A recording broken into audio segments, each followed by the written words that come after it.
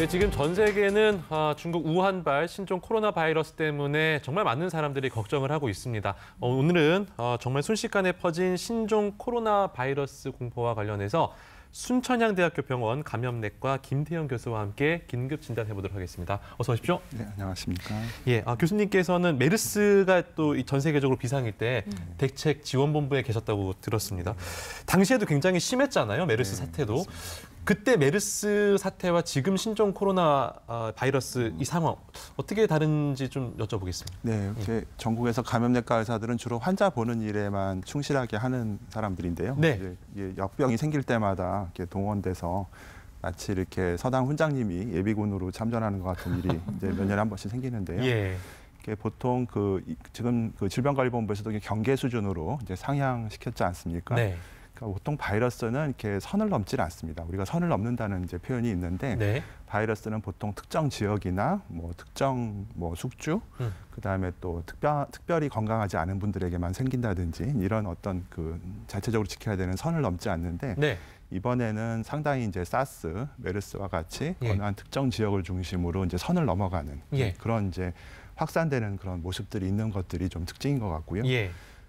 그리고 이제 그때와 같이 그러니까 굉장히 많은 이제 중국을 중심으로 큰 확산이 우려되고 있지만은 우리나라는 사실은 지나고 생각해 보면 불행 중 다행으로 이제 2015년도에 메르스의 경험을 통해서 예. 굉장히 많은 방역 시스템을 갖추게 되었습니다. 네. 그러니까 지금 병원에 가시게 되면은 이제 경험할 수 있는 여러 가지 차단 시설이라든지 격리 시설이라든지 이런 것들이 사실 그때 이후에 생겼다고 해도 과언이 아니거든요. 네. 그래서 아마 굉장히 두려운 병을 우리가 지켜보고 있지만 그래도 대한민국 병원은 그래도 조금 더 나은 대응책을 갖고 예방할 수 있지 않을까라고 기대를 하고 있습니다. 예. 네.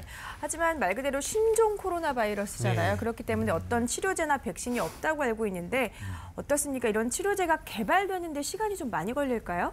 네, 그렇죠. 사실 이게 정확한 효과적인 치료가 없다는 것이 이 병의 네. 특징인데요. 그렇지만 우리가 치료제가 없는 병은 또 알고 계신 거 있나요? 일반적으로 감기 같은 거 감기도 아닙니까? 그렇습니다. 그렇죠. 코로나도 그러니까 감기의 일종으로 그렇습니다. 봐야 되는 거죠? 그래서 오히려 우리가 치료제가 있는 바이러스가 더 드물다 할 예. 정도로 바이러스 영역에서는 효과적인 치료제가 없습니다. 네. 그래서 대부분 우리가 치료라고 하는 것들은 이제 중환자 치료를 하는 것들, 그다음에 증상 치료하는 것들이 이제 되겠고요. 만약에 감염된 분들이 하더라도 이제 우리가 효과적인 바이러스를 죽이는 약이 아니더라도 치료 수단이 있고요. 지금 현재 언론에서 많이 언급되고 있는 여러 가지 치료제들은 아직까지는 이렇게 여러 가지 시험에서 임상 시험에서 효능이 입증되지는 않고 이론적인 배경을 가지고 쓸 수 있겠더라. 예를 들면 로피나비어 같은 이제 에이즈 치료제라든지 그다음에 렘시테비어라는 이제 에볼라 바이러스 치료제 같은 것들이 이제 실험적으로 효능이 있을 거라고 기대하는 부분들이 있는데요. 네.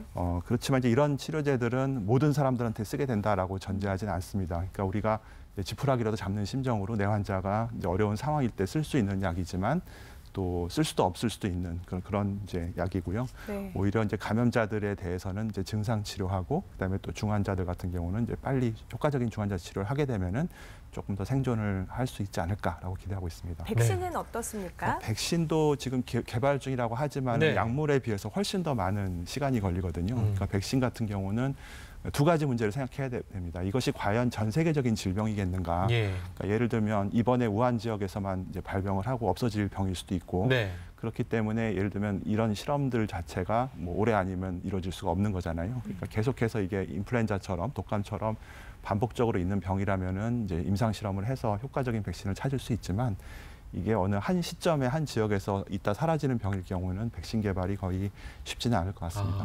알겠습니다. 이제 이거를 청와대에서는 신종 코로나 바이러스라고 부르라고 하고 있고 이제 우한 폐렴인 거잖아요. 근데 지금 뉴스를 보니까 우한 지역이 지금 정말 전쟁터를 방불케 하던데 어떤 사람들은 식료품점을 습격하기도 하고 정말 도시 전체가 아수라장인 것 같습니다. 실제로 어떻습니까? 네, 그래서 저도 제일 좀 두려웠던 거는 우리하고 다른 나라에서 유행하는 병이기를 바랬어요. 예. 그러니까 예를 들면 서울하고는 아주 분위기가 다른 도시에서 유행하는 병이다. 예. 그러면 우리가 두려워할 필요가 없을 텐데 이제 우한은 보니까 저도 가보진 않았지만 네. 우리가 살고 있는 그런 대도시와 똑같은 환경을 예. 가진 또 기후 조건도 비슷한 그곳이기 때문에 아마 그쪽 지역의 주민들도 상당한 이제 공포를 느낄 수밖에 없었을 것 같아요. 왜냐하면 우리나라는 지금 유입되는 사람을 중심으로만 걱정을 하고 있지만 네. 중국은 이제 그쪽에 뭔가 토착화된 그런 바이러스가 된 거거든요. 네. 그쪽 지역에서 창궐 하고 있다 그러면 굉장히 모든 사회 시스템이나 이런 것들이 이제 마비됐을 가능성이 있을 것 같고요. 그다음에 좀 눈에 띄는 거는 처음에 중국 당국이 예. 이번 달 초에 44명 정도 감염자가 있다라고 발표를 했었습니다. 네. 근데 이제 그 당시에 영국의 그 통계나 이제 수학적 모델링을 하는 그 통계학자들이 이제 그분들은 이제 산술적인 계산을 해서 예측을 하는데요. 그런 수학적 모델링 계산을 해봤을 때 이미 그 당시에 한 1,700명 있을 것이다라고 예측을 한 적이 있었습니다. 그러니까 중국 정부의 생각보다 훨씬 더 많은. 훨씬 더, 예. 근데 결국은 저희도 설마 했지만 아무래도 이제 중국은 워낙 큰 나라니까 여러 가지 투명성에 문제가 있고 그럴 것이라고 우려를 하는데요. 그러니까 우려했던 것처럼 중국이 일단은 굉장히 규모가 큰 나라여서도 그렇고 여러 가지 소통이나 이런 것들이 우리나라만큼 투명하지 못하기 때문에 사실은 국민들이 불안해하는 것은 아마도 중국 국민들이 불안해하는 것들은 좀 그런 투명하지 못한 그런 정보 이런 것들 때문에 더 많이 고통스러워하는 것 같습니다. 네. 지금 그 보도에는 중국 정부가 어제 보도 보니까 2,800명 정도라고 발표는 했잖아요, 중국 정부가. 그러면은 교수님 그렇죠. 지금은 이제 지금은 조금씩 그런 이제 규모가 파악이 더 잘 되고 아마도 그쪽에서도 어떤 방역 대응이라든지 이런 것들이 좀 개선되고 있지 않을까라고 생각을 하고 있고요. 네. 사실은 좀 정확한 숫자라든지 이런 것들이 나오면 국민들도 조금 덜 불안해할 수 있을 거라고 생각합니다. 네. 실제로 이제 국내 확산 여부가 우리 국민들의 가장 큰 관심사이기도 그렇죠. 할 텐데요. 사실 우리 얼마 전까지 지금도 계속 독감이 유행이잖아요. 유행하죠. 근데 증상이 비슷하기 때문에 이게 독감인지 신종 코로나 바이러스인지 구별하기가 사실 쉽지 않을 것 같아요. 독감도 열나고 기침하고 그러잖아요. 똑같습니다. 똑같아요? 예, 똑같기 때문에 사실 구별할 수가 없고요. 예. 그러니까 중증으로 가는 빈도의 차이만 있는 거지 처음에 이 병이 그냥 아주 막연한 발열로 시작을 해서 뭐 이제 몸살이 나고 이렇게 진행하는 것들은 똑같고 또 진행된 사람들의 이제 폐사진이나 CT를 찍어봤을 때 폐렴이 생기는 모양도 비슷합니다. 그래서 사실은 이걸 증상으로 구별하는 거는 불가능하고 저희도 좀 원망스러운 게 메르스 때는 한여름이었지 않습니까? 그래서 비교적 열이 나는 분들을 접근하기가 지금보단 쉬웠었는데요. 그러니까 지금은 열이 나서 오시면은 다 감기. 네, 이것이 감별하기가 참 어려운 시즌이고요. 그렇지만 그래도 중요한 그런 단서는 역시 이제 이 신종 코로나 바이러스는 중국이라는 역학적 관련성을 가지고 접근을 해야 됩니다. 그러니까 발열도 발열이지만 중국을 다녀온 그쪽 해당 지역을 다녀오신 분들이 한 14일 안에 증상이 있을 때 그분들 중에서 이제 우리가 의심할 수 있는 거니까요. 그다음에 또 한 가지는 중증으로 가는 빈도가 다르다. 그래서 지금 정부에서도 아마 그 보건당국에서도 폐렴 있는 사람들을 좀 더 집중적으로 봐라 이렇게 하고 있기 때문에 중국을 다녀오신 분들이 폐렴을 의심하는 증상이 있을 때 조금 더 경각심을 가져야 될 것 같고 그 외에 일반 국민들이 아직까지 뭐 이제 우리가 뭐 지하철을 타고 나서 열이 난다고 해서 걱정하셔야 될 정도까지는 아닐 것 같습니다. 일단은 중국에 다녀온 사람들의 경우에 그런 증세가 있다면 의심하면 되는 거고 그런 경우 아니라면 크게 걱정할 필요는 없다 이런 말씀. 아직까지는. 아직까지는. 근데 이제 이게 지금 정말 급속도로 전 세계적으로 퍼지고 있잖아요. 그러면은 사람과 사람 간에 지금 이 감염이 전달될 가능성이 있다고 지금 봐도 되는 겁니까? 네, 이미 그렇게 중국 당국에서도 인정을 한 것 같고요. 그러니까 처음에는 중국 당국에서 이 사람 간 전파를 부정했었습니다. 아, 그래요? 왜 그러냐면 그렇게 생각할 수도 있는 근거가 없는 건 아니에요. 왜 그러냐면 모든 그런 자연계에서 처음 유입되는 바이러스들은 그 바이러스가 좋아하는 지역과 숙주가 있습니다. 그러니까 이 바이러스 입장에서는 사람보다는 박쥐, 예를 들면 뭐 어느 특정 지역을 더 선호한다는 이런 게 있기 때문에 아마 중국에서도 처음엔 설마 저것이 사람을 우연히 감염을 시켰지만 특정한 취약한 요인이 있는 사람만 감염을 시키고 모든 사람에게 전파되지는 않을 것이다라고 기대를 했던 것 같습니다. 그렇지만 이제 그런 기대와 달리 역시 우려했던 대로 이 바이러스는 다른 종류의 코로나 바이러스에 속하는 바이러스와 마찬가지로 비말 전파를 하고요. 그러니까 침방울을 통해서 이제 2m 반경 내에서 전파가 되고 침을 통해서 그렇죠. 그다음에 이제 병원이라든지 중환자실이라든지 어떤 그 환자분들의 체액이 이렇게 그 에어로졸로 되는 상황에서는 공기 전파도 할 수 있는 그런 가능성을 가지고 있기 때문에 그래서 지금 현재로서는 이것이 대인 전파가 일어나서 중국 내에서 지역 전파가 일어나고 있는 것 같다라고 추정을 하고 있고요. 그것이 이제 가장 이제 알게 됐던 사건이 두 가지가 있는데 하나는 가족 간의 전파였고요. 이제 부정할 수가 없는 거죠. 가족 간의 전파가 일어나니까 건강한 가족들도 환자의 가족들은 상당히 이제 고위험이 될 수 있고요. 또 한 가지는 이제 슈퍼 전파 사건이라는 게 중국에서도 관찰이 됐습니다. 슈퍼 전파 사건. 네, 그 이제 우리나라에서도 메르스 때 경험을 하셨지 않습니까? 그래서 이게 한 전체 감염 숫자의 한 80%를 한두 명의 환자들이 전파시키는 것을 이제 슈퍼 전파 사건이라고 하는데 중국에서도 한 명의 환자를 통해서 이제 15명의 의료진이 감염되는 그런 관찰이 있었기 때문에 이 상당히 이제 모든 코로나 바이러스 환자가 전파력이 있다가 아니라 아주 중증인 사람들은 굉장히 여러 명에게 전파시킬 수 있는 위험이 있다라고 보고 있습니다. 그렇지만 이제 어디까지나 증상이 이제 있는 분들을 얘기고요. 그러니까 이렇게 증상이 미약하다든지 이런 분들은 확률적으로 굉장히 그런 전파 가능성은 매우 낮을 것입니다. 네, 아까 교수님께서도 잠깐 말씀을 하셨지만 저 예전에 메르스 때 생각을 해보면 왜 병원 내에서 그 환자들 감염돼서 그게 좀 문제가 있었잖아요. 혹시 이번에도 그런 뭐 의료진한테나 어떤 환자나 그 병원 내에서 감염이 좀 우려되고 있지는 않은지요? 네, 그러니까 그 사스 같은 경우는 지역사회 전파를 하고 또 병원 내 전파도 있었습니다. 예를 들면 토론토라든지 홍콩이라든지 이런 아주 대도시급에서도 병원 내 전파가 있었던 사건이었고요. 메르스는 거기에 비하면은 비교적 이제 지역사회에서 막 독감처럼 퍼지지는 않았지만 아주 밀접 접촉한 환경, 즉 이제 병원 감염이 주된 전파 요인이었었는데요. 이번 감염은 이제 안타깝게도 사스에 좀 더 가깝습니다. 그러니까 조심해야죠. 그러니까 전파 그 감염자를 중심으로 이제 지역사회에서도 전파가 가능하고 그다음에 당연히 그 병원에서도 좀 더 전파 가능성이 있다고 보고 있습니다. 그래서 사실은 그렇기 때문에 병원은 좀 더 저희가 긴장해서 대응을 하고 있고요. 저희도 연휴 때 매일 나와서 병원을 이제 그 뭐 순회하고 이랬어야 될 만큼 굉장히 병원은 좀 더 긴장해야 되는 그런 상황이 되고 있습니다.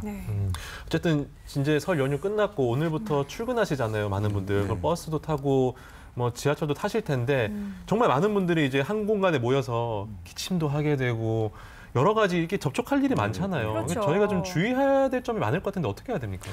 우리나라는 이제 워낙 사람들끼리 서로 악수를 하고 뭐 이렇게 피부 접촉을 하는 것들을 익숙하게 생각해서 그런지 홍콩이나 다른 동남아시아나 중국 이런 데에 비해서 그 기침에 대한 예절이 상당히 좀 떨어지고 있습니다. 그러니까 우리가 기침을 할 때는 그 2015년 메르스를 겪고도 사실 아직 개선되지 않은 부분인데요. 그러니까 공공장소에서 기침을 할 때는 반드시 손수건이나 이렇게 소매로 막고 기침을 하셔야 되고요. 그다음에 내가 감염될 것이 걱정되는 사람이 마스크를 쓰는 것이 아니라 사실 내가 감기 증상이 있는 사람들이 마스크를 써서 남한테 이제 피해를 주지 않도록 하는 것이 그렇습니다. 그게 제일 중요하고요.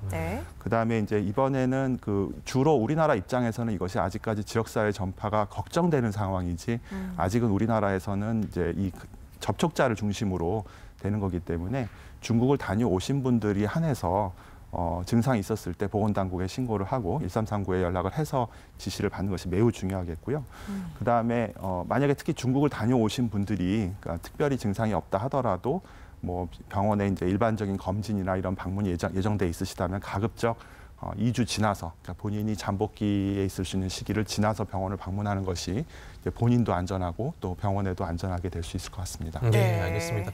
지금 우리 정부가 우한에 뭐 전세기를 보낸다든지 전세 버스를 보내서 우리 교민들 데려온다고 했잖아요. 근데 이제 또 많은 분들이 걱정하시는 게 우리 교민들을 이제 보호해서 데려오는 건 좋은데 이분들을 데려와서 또 어떻게 관리하는지를 궁금해하시는 분들 많거든요. 네, 어떻게 완전히 격리가 되는지. 네, 그러니까 지금 그분들을 이제 만약에 모셔오게 된다 그러면은 어떤 잠복기 내에서 안전하게 격리를 하는 그런 그 이제 시설 같은 것들을 갖춰야 될 거고요.